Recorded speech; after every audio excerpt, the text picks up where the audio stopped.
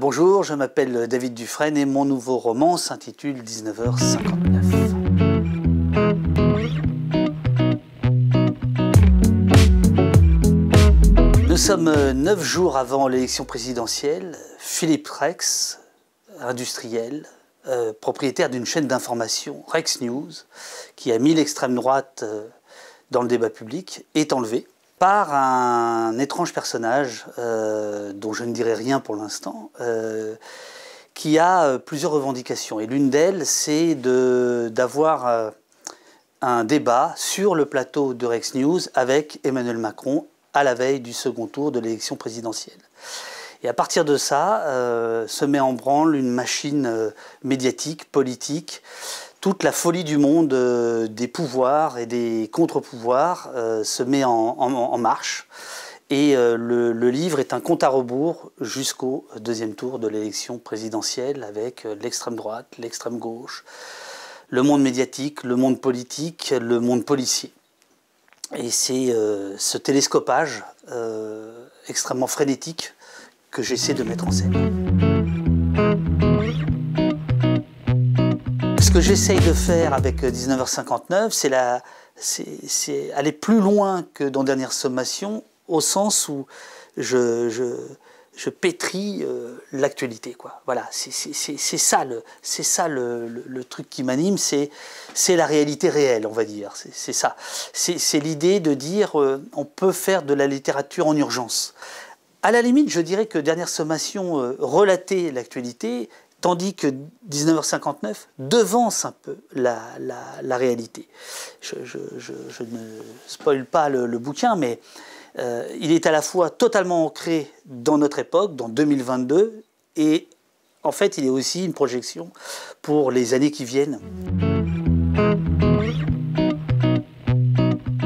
Alors, il y a les personnages on va dire, de la réalité réelle qui sont là parce qu'ils existent en tant que tels. Donc Emmanuel Macron, il existe. Voilà, il existe.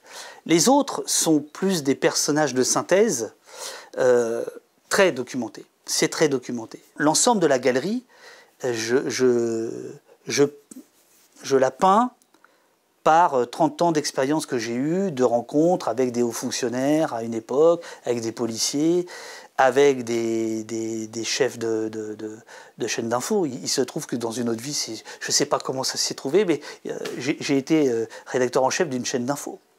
Donc 25 ans plus tard, quand j'écris le bouquin, il y a des choses qui me reviennent, enfouies dans ma mémoire. En effet, il est cassé.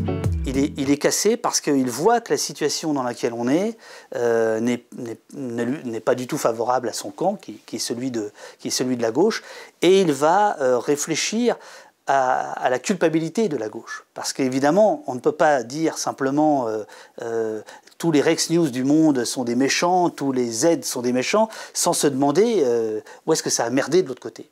Et Dardel, il est là, il y a une petite fibre nostalgique, mais surtout, il y a sa volonté de comprendre pourquoi le peuple échappe à la gauche, là, en ce moment. Et il lui échappe, c'est l'objet du livre, en grande partie, parce qu'il y a une fabrication de l'information. Je pense qu'on assiste à quelque chose d'extrêmement grave. La situation, c'est laquelle? C'est l'idée que la démocratie représentative ne représente pas le peuple, que les médias appartiennent à des milliardaires, donc traduisent une vision du monde qui est la leur, qui est celle des milliardaires, conservatrice, libérale, très conservatrice, très libérale. C'est leur droit, mais c'est aussi notre droit de le refuser. C'est aussi notre droit de dire qu'on peut choisir une autre façon de voir les choses. Et je pense vraiment que la littérature est un bon endroit pour résister. Et quand je dis ça, je le dis très simplement, résister, parce qu'on peut résister au fracas du monde, parce que le seul bruit que ça fait, c'est tourner une page. Et on peut se poser sur 200 pages et essayer de décortiquer pourquoi ça part comme ça, quoi.